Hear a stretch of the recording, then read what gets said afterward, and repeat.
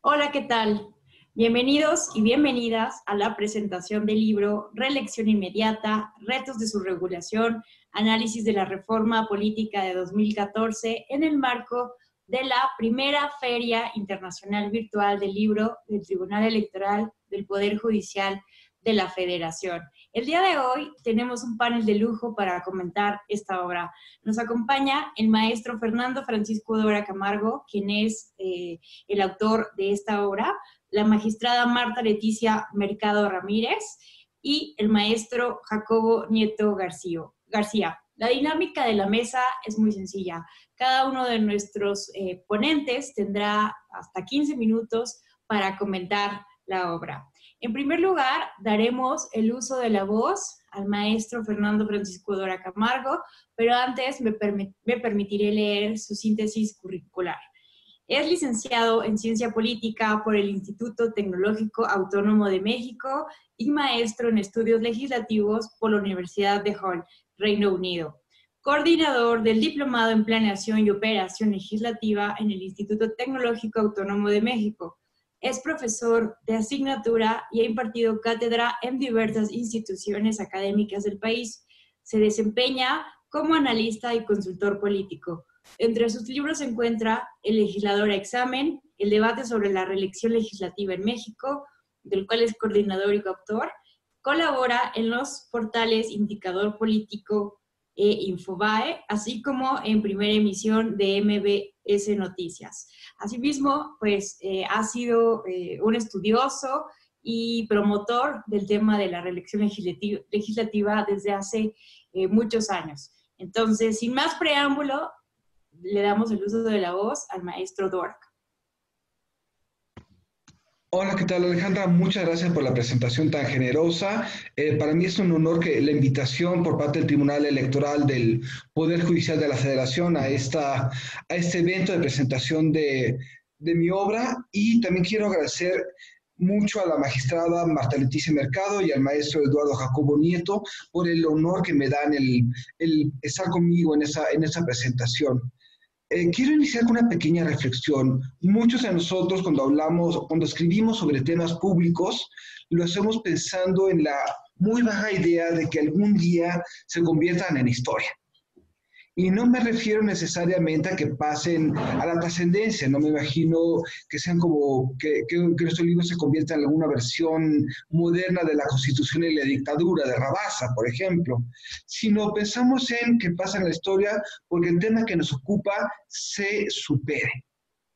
Y esa es justamente la principal motivación que me llevó a hablar sobre el tema de la reelección, como bien señalas, Alejandra, desde 1997, cuando empecé a escribir sobre el tema. Me llevó también a conjugar varios textos que fue haciendo a lo largo de los años y pedirle la intervención de autores destacados como Jeffrey Weldon, Emma Campos, Andrés Mejía, o Maite Careaga en el libro del legislador a examen que publicó en 2003 el Fondo de Cultura Económica. Y también en esos momentos me di cuenta de algo que me pareció central. Aunque las reelecciones en 2003 tenía todo el apoyo de la academia y de muchos comentaristas, era un tema de círculo rojo. Es decir, un conjunto de académicos nos estábamos hablando continuamente sobre la reelección y sus necesidades, nos dábamos palmadas en la espalda mutuamente, pero no permeaba hacia abajo. Por lo tanto, el reto era divulgar. ¿Cómo hacemos para que la ciudadanía, o el círculo verde en aquel entonces se manejaba, entendiera el tema? Y eso me llevó en su momento hacia otra obra. Es un panfleto llamado Para que se queden los que sirven. Lo publicó en 2010 el Fondo de Cultura Económica. ¿Y qué es lo que hice en su momento? Traducir el legislador a examen en líneas de embures de 4 líneas cada una, lenguaje llano, comprensible, y fui tomando todos los argumentos que se presentaban en contra de la reelección con sus contestaciones. El legislador a examen en su momento vendió más de 5,000 ejemplares, hubo más de 100,000 descargas en su momento Para que se queden los que sirven. Y en esa misma línea está el libro que hoy estamos presentando, que es Reelección inmediata, retos de su regulación, análisis de la reforma política de 2014. Es decir, el primero fue hablar del tema, el segundo fue divulgar sobre el tema, y ahorita estamos hablando de un contexto muy claro. En 2014, los legisladores federales no regularon la reelección en su momento. Comparto la inquietud de muchos de mis colegas sobre que esto fue una omisión. Para ellos es grave, para mí fue un accidente afortunado. ¿Por qué? Porque un legislador o un partido político que va a perder poder, que va a perder capacidad de nominación, va a tratar de regular lo menos posible.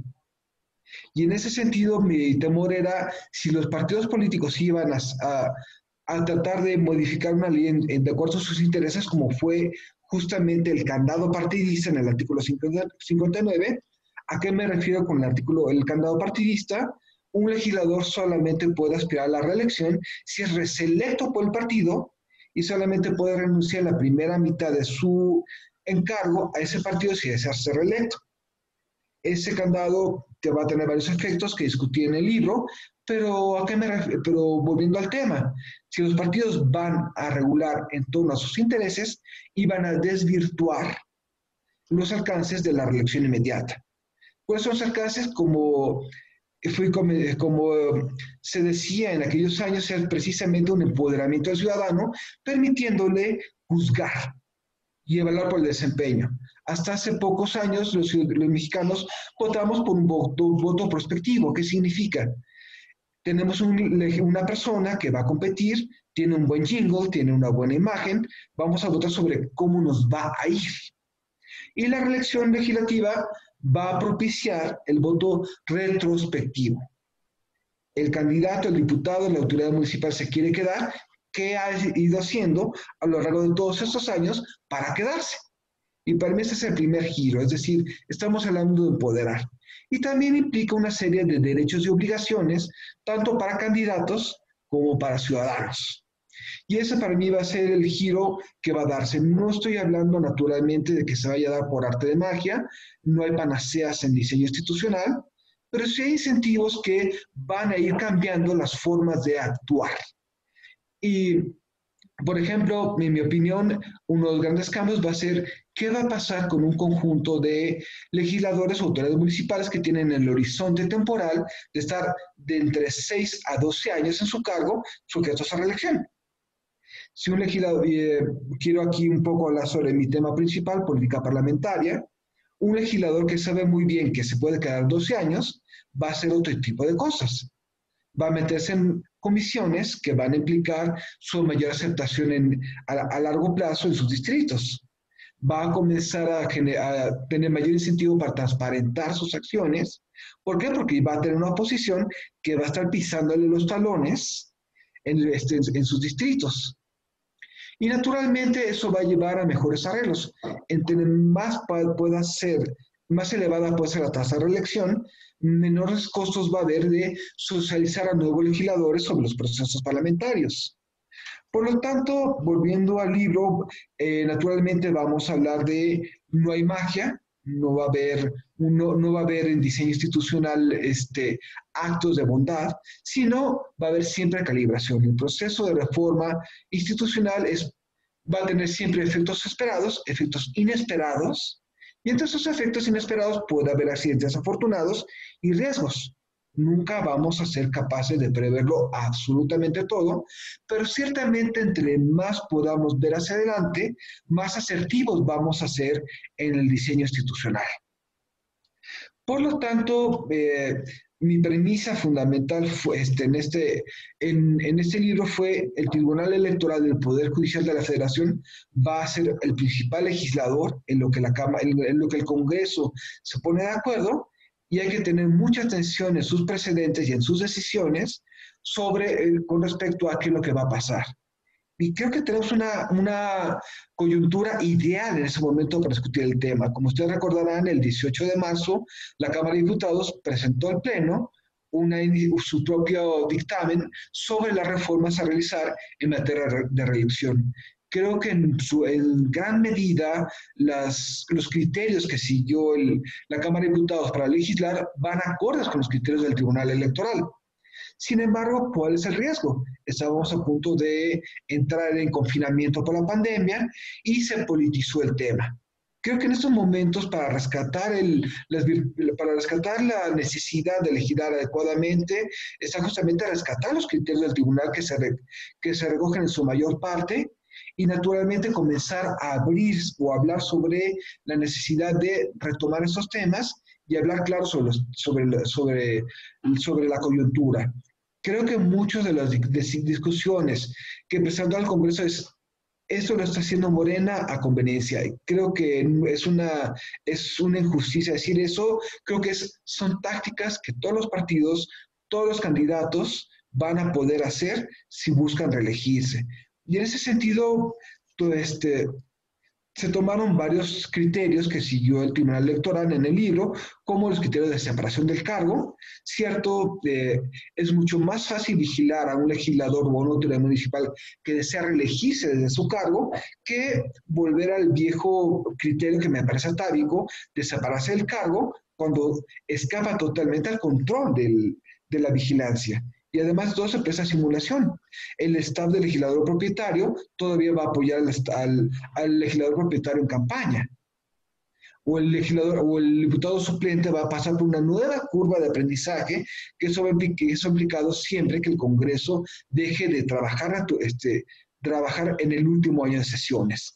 También hablamos de categorías de legisladores. Creo que el permitir o no la reelección a diputados de representación proporcional generaría una división de legisladores que pueden quedarse y otros que no.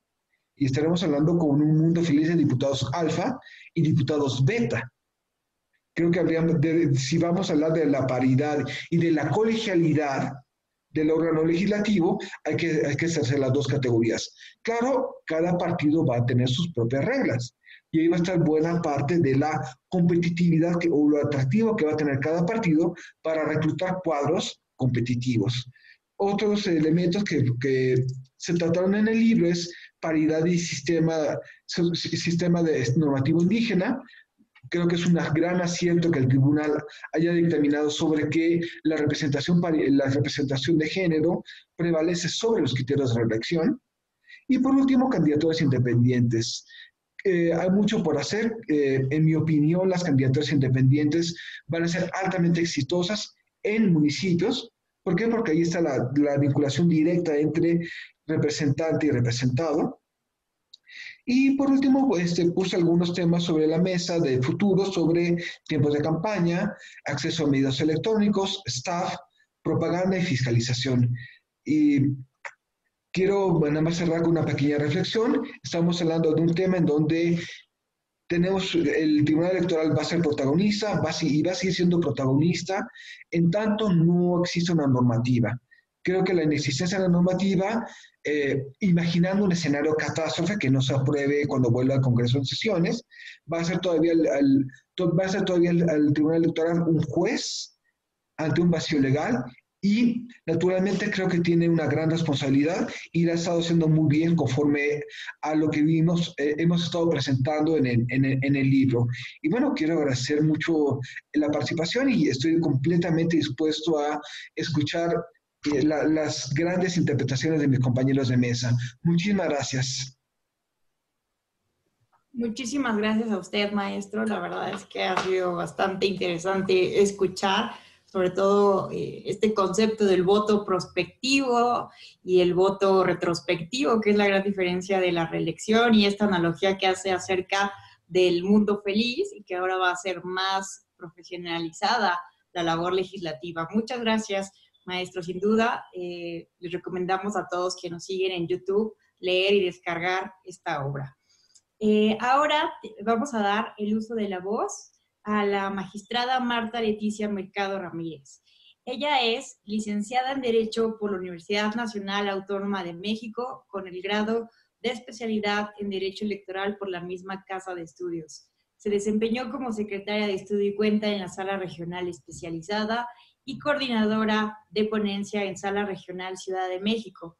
Fungió como asesora en el Centro de Capacitación electoral de la Sala Superior del Tribunal Electoral del Poder Judicial de la Federación y fue directora del Instituto de Formación y Capacitación del Tribunal Electoral de la Ciudad de México. Actualmente es magistrada del Tribunal Electoral de la Ciudad de México. Se ha enfocado al estudio e investigación del sistema jurisdiccional del derecho electoral, control de convencionalidad, libertad de expresión, acceso a la información, mujeres y participación política y propaganda político-electoral. Muchas gracias, magistrada, por acompañarnos el día de hoy. Le damos el uso de la voz. Muchas gracias, Ale, querida. Solo confirmar si me escuchan. Sí, te escuchamos muy bien. Muchas gracias. Buenas tardes, buenos días a todas y a todos. Pues antes que nada, y como lo marca el protocolo, pero sobre todo un tema de convencimiento real y personal y profesional. Gracias al tribunal, gracias al eje, gracias Ale, gracias al querido licenciado Agustín Millán, el director general de documentación también del tribunal, y gracias al doctor, al maestro Fernando Dora Camargo, así como al maestro Eduardo Jacobo Nieto, por haber aceptado que yo fuera parte, que sea parte de esta mesa tan interesante. Escuchaba atentamente el currículum que refería a Sale, y a lo mejor alguien dice, pues, ¿qué va a opinar Marta de reelección si los temas que trae son otros?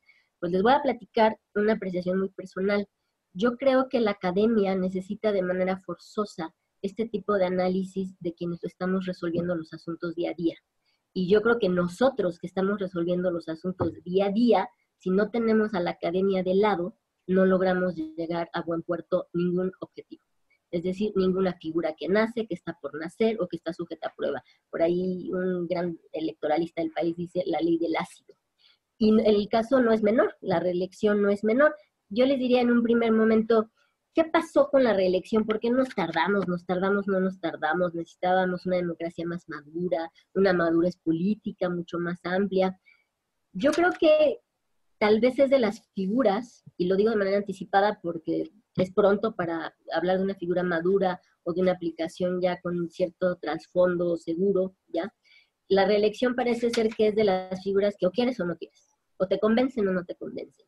Yo creo que parte de que la reelección se regulara, entre comillas, claro, de manera tan tardía o a estas alturas, para no calificar si fue pronto o muy tardado, a estas alturas, pues depende mucho del convencimiento de la gente o de las virtudes que le vea o no le vea. Lo que me queda claro es que el libro que el maestro nos pone a consideración y que nos permite adentrarnos en el tema particular, porque, insisto, es una figura nueva que estará sujeta a prueba, nos da aspectos sumamente puntuales y que permiten una reflexión concreta. Ya lo decía el maestro en su presentación ahorita, y coincidiré, la verdad es que sí coincidiré. Es pronto para hacer algunos señalamientos. Es una figura que madurará, que necesitará madurez política, necesitará madurez institucional y que estará sujeta a prueba. Yo siempre les digo, y sobre todo por el tipo de formación que yo he tenido a lo largo de la vida, yo vengo de un ambiente muy federal y llego a una magistratura local, se ve un poco diferente de repente lo local de lo federal y lo federal de lo local.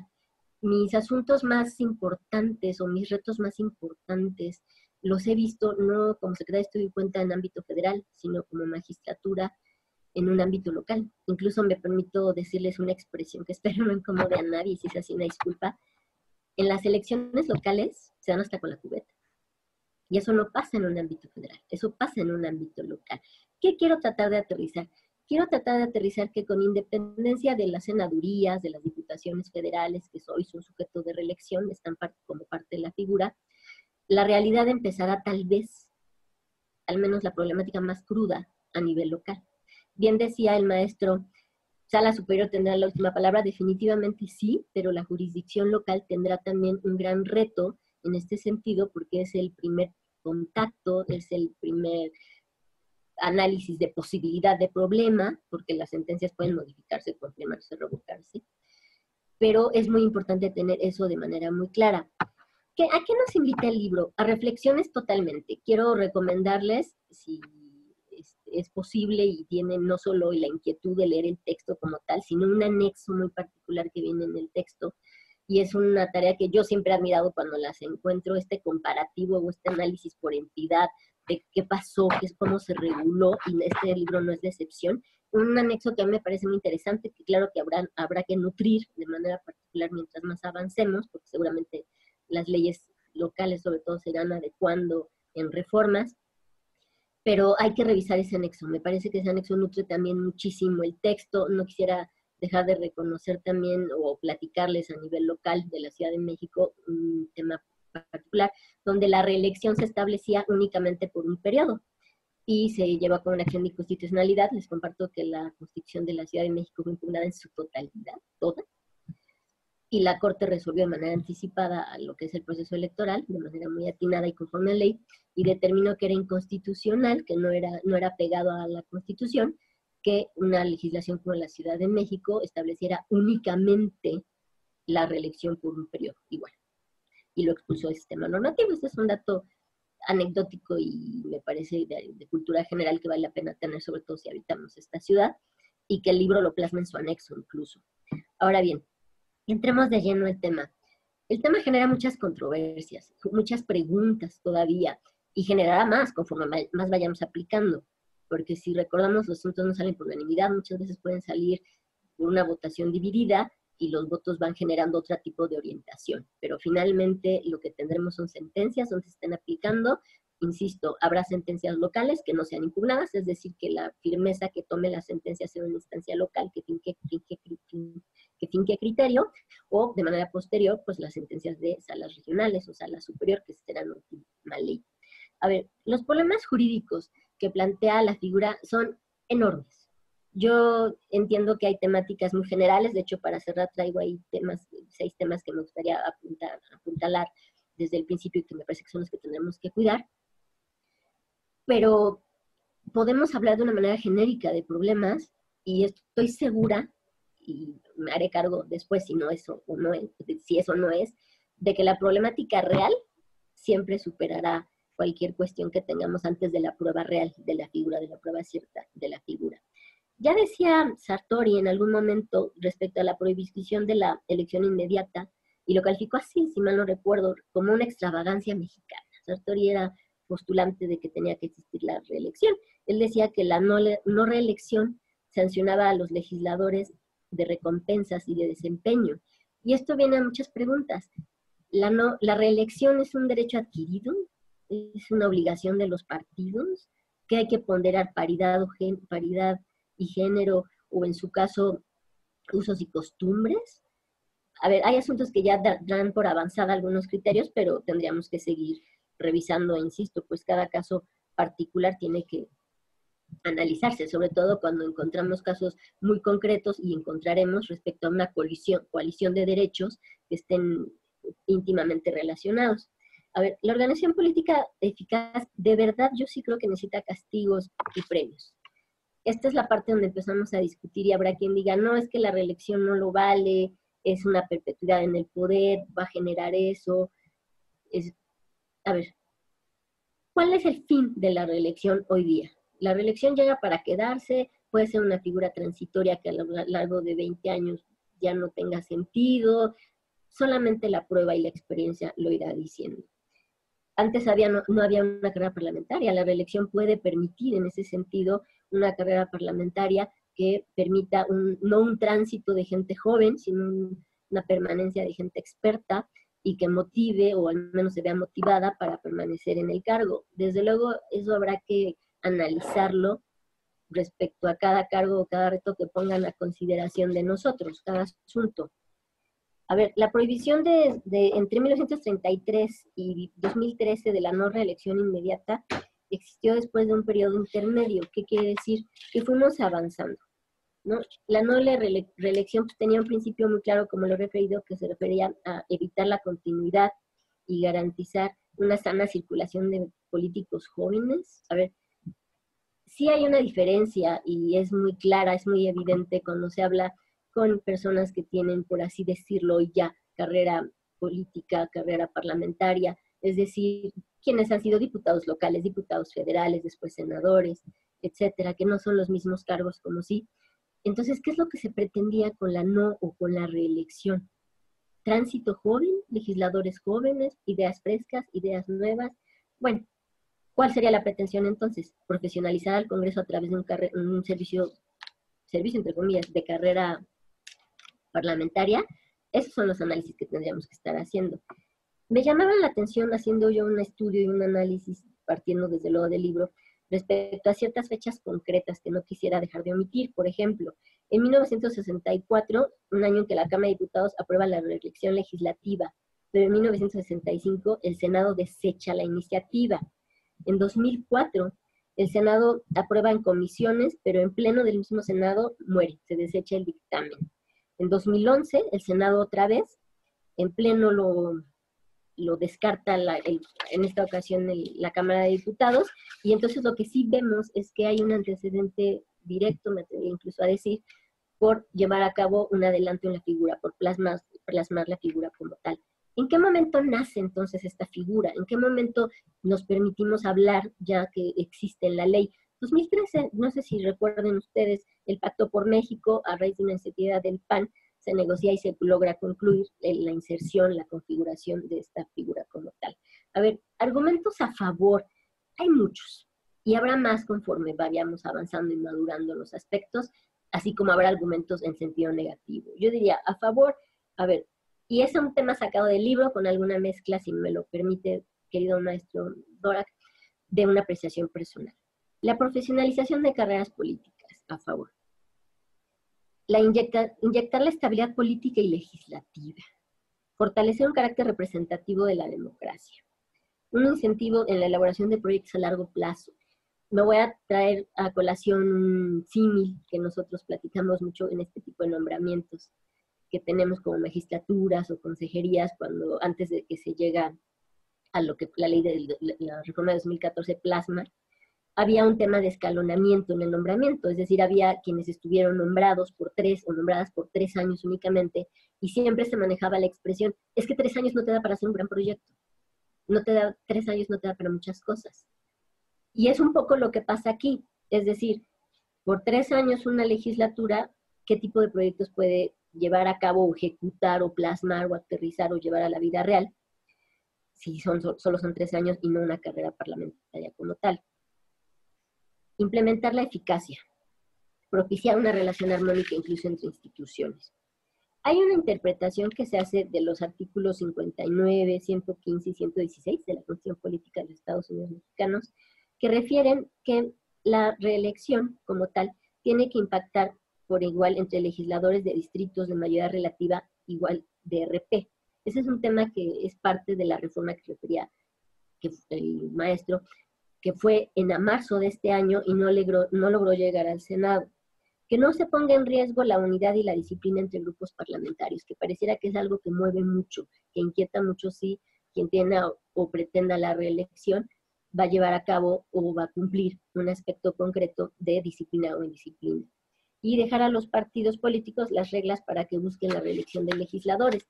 Y ese es un tema que será de discusión, porque ya me imagino honestamente los asuntos llegando donde los partidos, los candidatos, o quienes sean legisladores y no se han separado del cargo legisladoras, lleguen y nos digan a las autoridades electorales, oye, pues ya hay la reelección y resulta que yo me quiero reelegir, pero el partido no me está tomando en cuenta. De ahí el principio de la reflexión que yo hacía. ¿Es un derecho adquirido? Habrá que resolver cada caso concreto. Lo que yo puedo decir es, no todo lo que parece es, ni todo lo que es parece. Es decir, y perdón que traiga a colación el tema, si bien es cierto, estamos empujando mucho cada vez más el tema de violencia política por razones de género, no todo lo que se denuncia es violencia. No todo lo que nos denuncien será reelección o tendrá un derecho adquirido como tal. En Latinoamérica, en México, que hay un estudio también importante que vale la pena referir, se permite que el número de escaños en el cargo sea por máximo 12 años, y Bolivia y Ecuador igual, lo que equivale entonces a estados, a países que tienen muy clara esa situación particular de si la reelección podría ser por tiempo indefinido o definido. En México pasa lo mismo con el aspecto de senadores, y Bolivia, por ejemplo, únicamente tiene 10 años para aspectos de senadores. ¿Qué tenemos que hacer con la figura? Tenemos que hacer que la figura viva, tenemos que hacer que la figura sea efectiva, tenemos que dotar de definiciones muy claras a la figura de la reelección, porque eso es lo que más interesa a mí me parece y lo que pone a reto. ¿Por qué? Conforme la fecha en que se aprueba la reelección en la normativa, en la ley, y la fecha en que tendrá que llevarse a cabo la prueba de la reelección, pues ¿qué quiere decir? Que si bien es cierto hay algunas entidades donde ya se llevó a cabo reelección en el ámbito federal, quienes están actualmente en el cargo, igual que en el caso de la Ciudad de México, serán quienes podrán aspirar a una reelección. Es decir, estamos a 3-2-1 de poner a prueba en muchos sentidos la reelección como tal. Ventajas y desventajas sí la va a tener. Es una figura que claro que la va a tener y que, insisto, dependerá muchísimo, de verdad muchísimo de la madurez política que haya y de la madurez institucional. Tenemos entonces que transformar la palabra escrita en un mecanismo eficaz que sea y permita una calidad de la democracia como la que nosotros pretendemos que, o al menos somos salvaguardas en este país. No me gustaría dejar de señalar una vez más y de manera muy ya particular, la reforma que decía incluso el maestro de marzo de este año, es marzo o abril de este año, que fue aprobada en Cámara de Diputados y que quedó pendiente del Senado. A ver, es una reforma controvertida porque lo que hace es, en la Ley General de Partidos Políticos, así como en la Ley JIPE, si mal no recuerdo, lo que determina son aspectos ya más concretos de la reelección. Esta reforma se aprueba en Cámara de Diputados, pasa a Senado, no alcanzó a pasar a raíz de la pandemia de la que somos parte todos de una u otra manera, y se politiza el tema, e incluso, si mal no recuerdo, el presidente de la República hace algunos señalamientos particulares respecto a que esa reforma a lo mejor no tendría razón de vivir, y eso pues, politiza mucho más los temas, como he dicho, y genera otro tipo de dinámicas. Yo, para cerrar únicamente, en un afán de no abusar más del tiempo que amablemente me han determinado, que la verdad es que no vi el reloj, pero me imagino que ya voy más o menos por los tiempos, diría que la rendición de cuentas es clave, es algo que tendríamos que estar viendo para efectos del enfoque de la reelección, pero que también hay derechos humanos y principios en juego. Enumeraré rápidamente algunos que me parecen son interesantes y tendremos que cuidar. Insisto, derechos humanos y principios en juego. 1, el derecho del voto pasivo.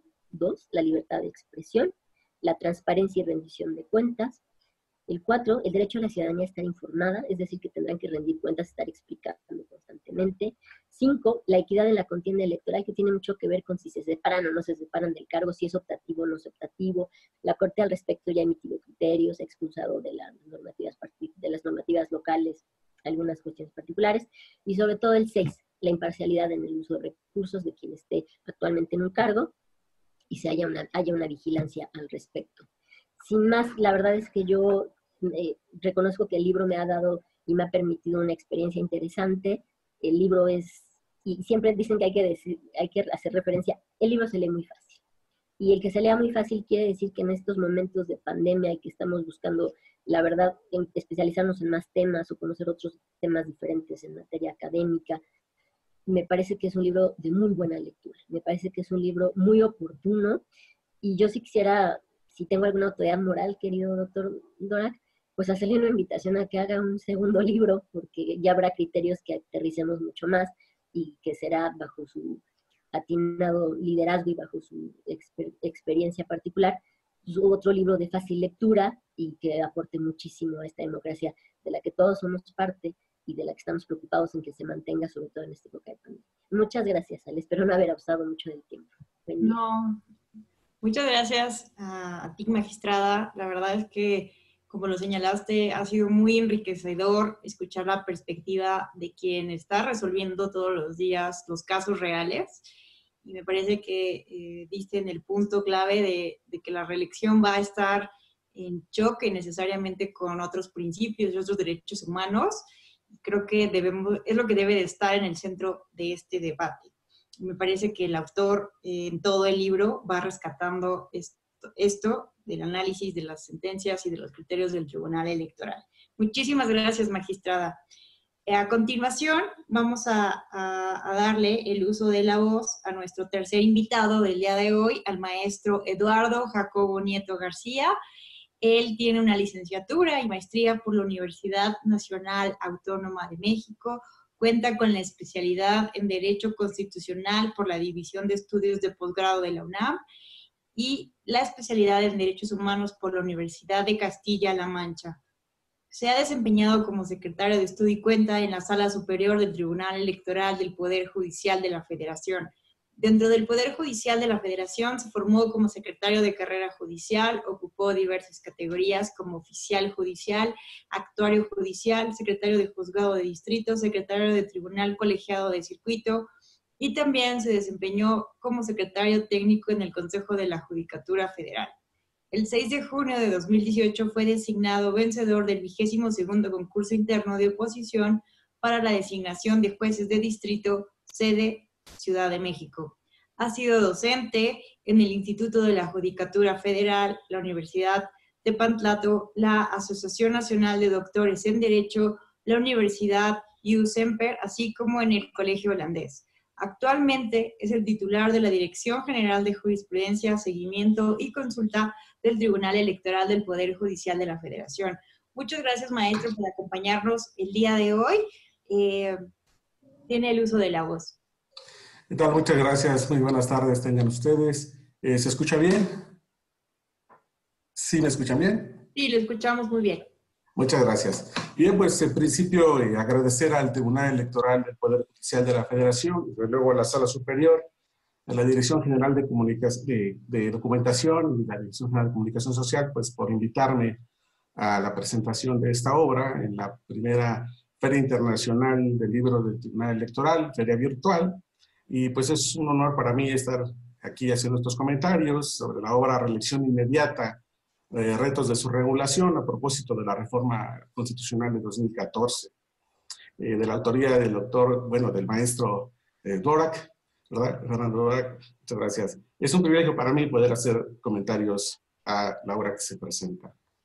En principio, pues es un gran reto advertir que la obra presenta grandes desafíos, es decir, su objetivo fundamental me parece que es mostrarnos los grandes desafíos que representa en este momento la aplicación de la reforma de 2014 en materia de reelección, ya sea que le llamemos reelección inmediata, elección consecutiva o el nombre que quisiéramos tener, en esencia es lo mismo.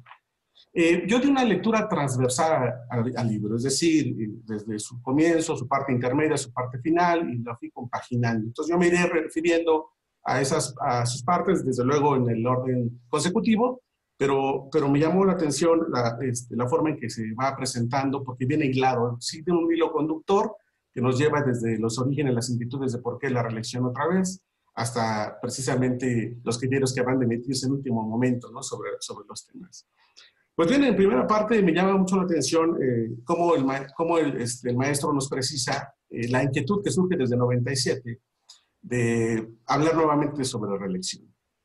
En principio porque cuando yo veo esta parte no tuve empacho en hacer una analogía con lo que hemos llamado los cambios de paradigma. Como ejemplo pondremos, digamos, en 2011 la reforma constitucional establece un nuevo paradigma, entre comillas, digamos, en el estudio de los derechos humanos. Bien, para mí, haciendo un parangón con la institución de la reelección, para mí se suscita una situación similar. Hablamos de cambios paradigmáticos cuando el autor Thomas Kuhn, a él se le atribuye acuñar el término paradigma, se trae de las ciencias duras a la ciencia jurídica, y ahora los abogados tenemos ya mucha literatura, muchos libros, muchas sentencias hablando de cambios paradigmáticos. Él era un astrofísico de la NASA y terminó aportando un gran concepto al mundo de la ciencia y que se trae de la ciencia jurídica.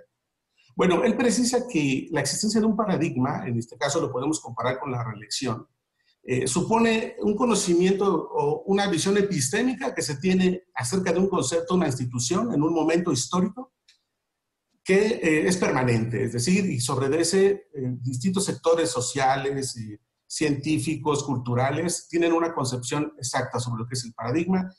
Y en México, antes de 1917-1933, se tiene, al triunfo de la Revolución Maderista, se tiene una concepción, nace más bien una concepción antirreeleccionista, derivado del proceso de los procesos del porfirismo, pues de la reelección. Bien, él precisa que todo paradigma se transforma cuando ya no soporta determinadas condiciones, es decir, ha pasado mucho tiempo, vienen una nueva tendencia, nuevas formas de pensar, y es lo que el autor nos precisa cuando cita a Lujambio. Bueno, él mismo se inscribe en esa corriente y dice, bueno, en México pues ya se necesita, ¿no? En otros países se acepta. Veamos, es el momento propicio de impulsar esta nueva tendencia y provocar un cambio. Es decir, conforme a esta doctrina, todo cambio paradigmático para que camine entra en crisis. en principio va a entrar en crisis. Entonces, yo pienso que si lo podemos comparar, pues sí, podremos aceptar que llega un momento en el que, después de tantos años, es factible introducir nuevamente esta figura. Le llamaríamos, es un tema que se vuelve a innovar, inusitado, es decir, se usó en un tiempo, después se abolió y ahora se vuelve a usar. Estuvo proscrito por muchos años en nuestro sistema, pero ahora sí. Entonces, el paradigma anterior entra en crisis y ahora pues viene el cambio.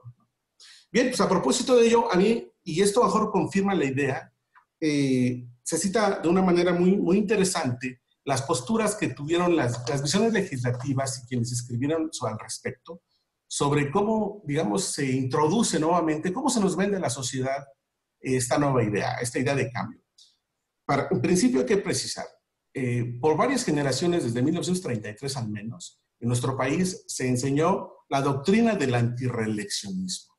Y hoy en día, hoy todavía podemos ver en muchísimos órganos jurisdiccionales, administrativos y de gobierno en nuestro país, el lema sufragio efectivo, no reelección. Todavía está vigente, fuerte y poderoso. Yo sé y entiendo y hago la salvedad de que no es absoluto, solo se ha permitido respecto a ciertos cargos. Pero bueno, la idea se nos vende de esta manera. Se dice, la reelección es un derecho del candidato. La reelección ni del partido político. La reelección es un derecho del votante. Vean, aquí viene el cambio, la forma en que ahora se presenta de una manera distinta. Ahora la magistrada comentaba, ¿es un derecho o no es un derecho? Sí, efectivamente. Bueno, pues aquí se dice que no es un derecho del votante.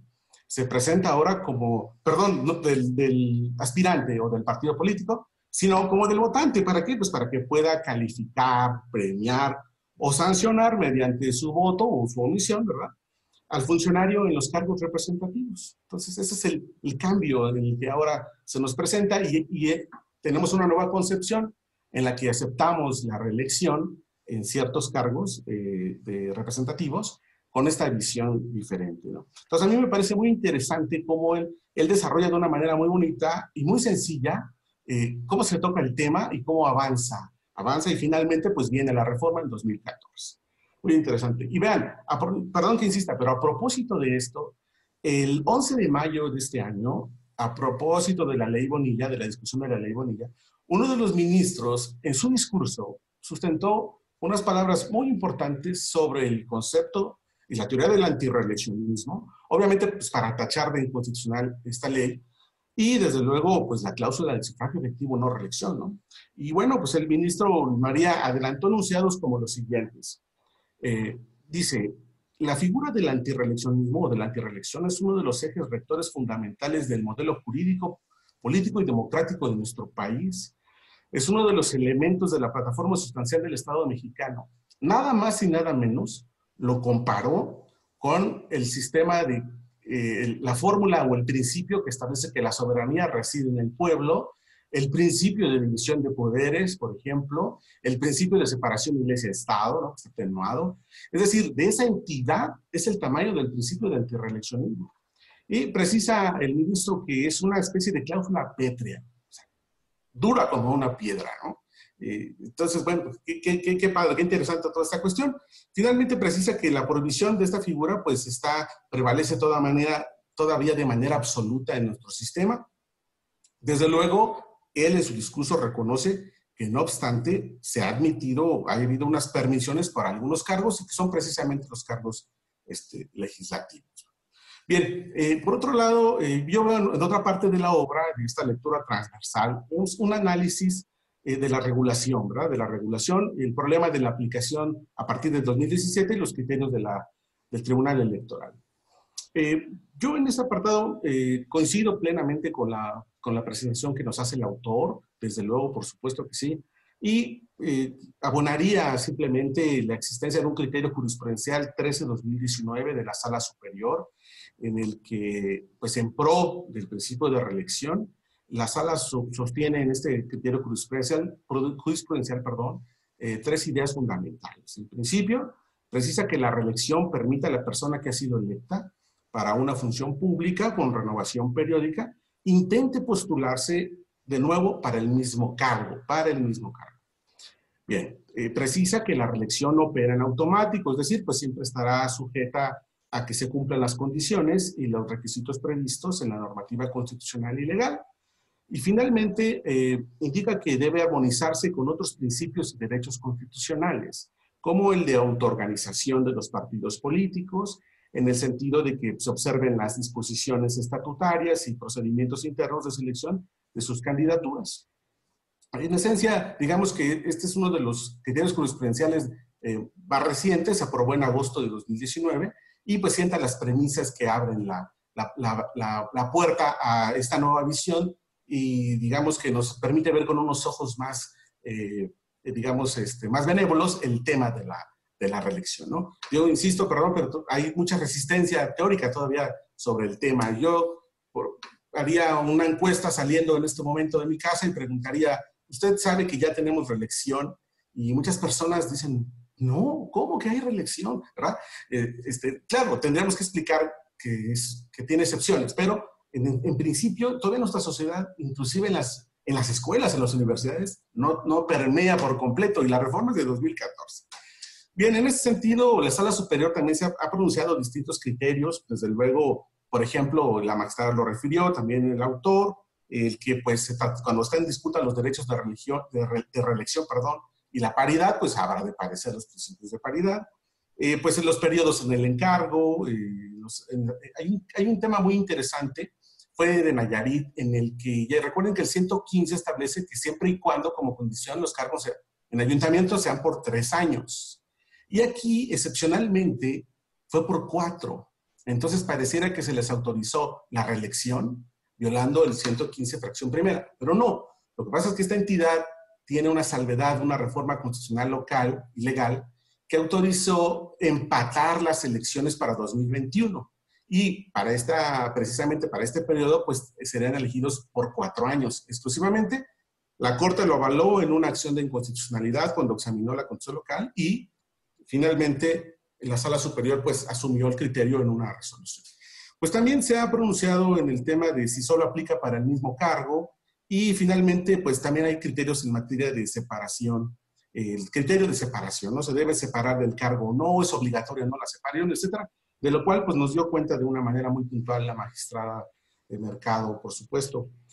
Por otro lado, yo como tercer aspecto que veo de esta lectura de esta obra, me parece un aspecto a destacar. El autor propone una perspectiva.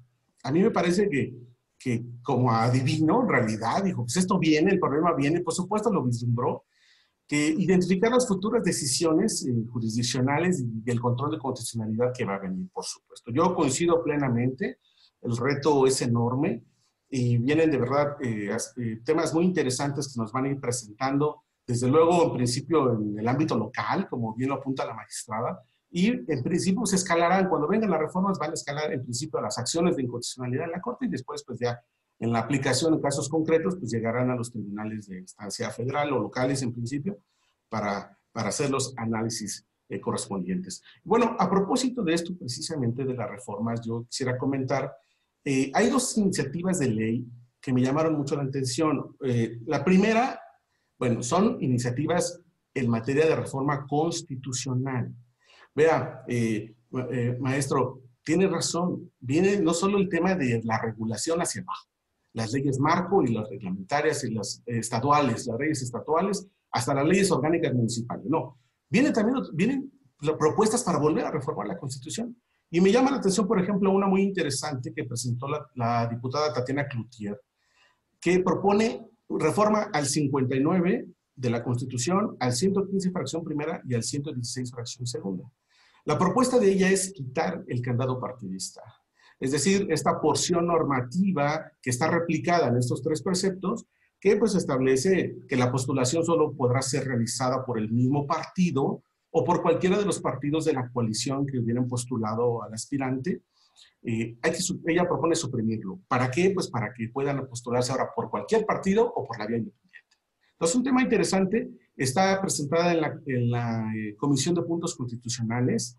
Y pues como también apuntó correctamente la magistrada Mercado, pues el tema de la pandemia ha detenido estos procesos.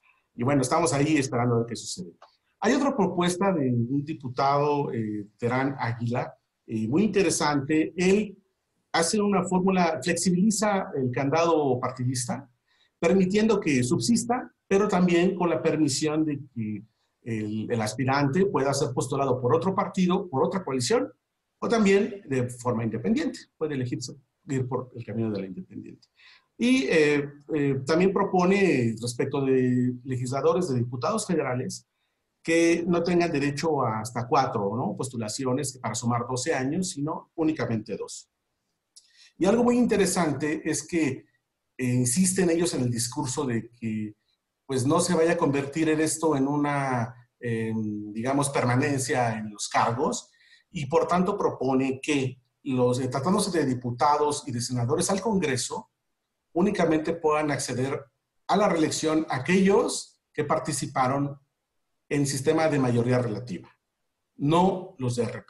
Los de representación proporcional considera pues que no. Y bueno, finalmente pues precisar que efectivamente la reforma del 18 de marzo a la Ley General de Instituciones y Procedimientos Electorales y a la Ley de Partidos, como bien ya comentaron, pues tiene unas propuestas muy interesantes.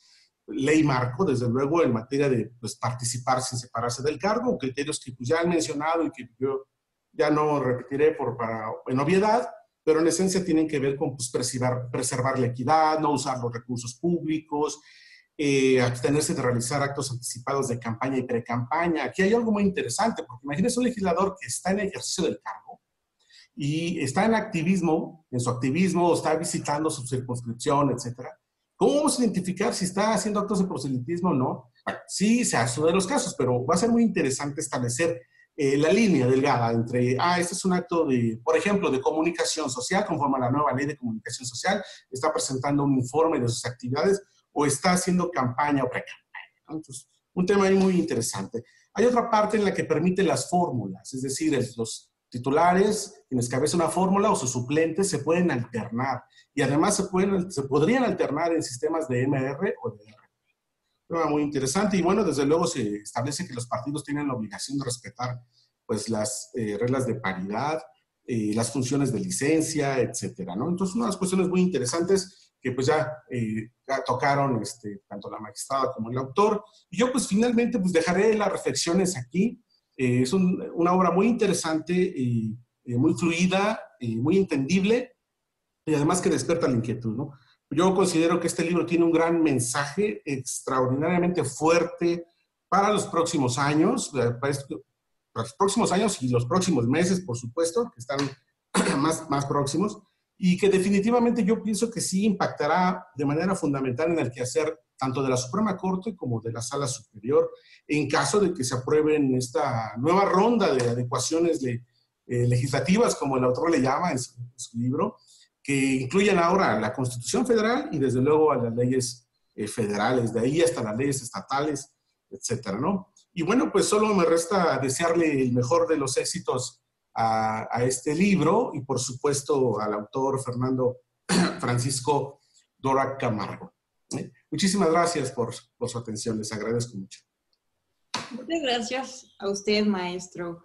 La verdad es que, como usted señala, nos encontramos ante un paradigma nuevo en nuestro, como dijo la magistrada Marta, referenciando a Sartori dentro de la extravagancia mexicana de nuestro sistema electoral.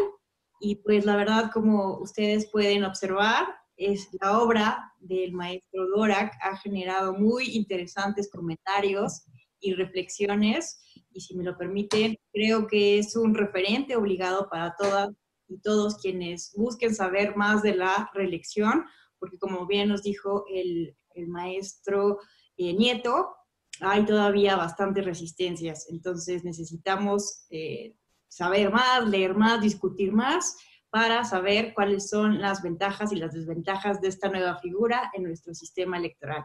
Muchas gracias a todos. Gracias, magistrada, por haber estado el día de hoy con nosotros. Felicitamos al autor e invitamos a todos y todas quienes nos están viendo a través del canal de YouTube a que consulten y descarguen la obra. Es gratuita y a que sigan resto de las presentaciones del libro que traemos para ustedes en esta primera Feria Internacional Virtual del Libro del Tribunal Electoral del Poder Judicial de la Federación. Muchas gracias y hasta la próxima.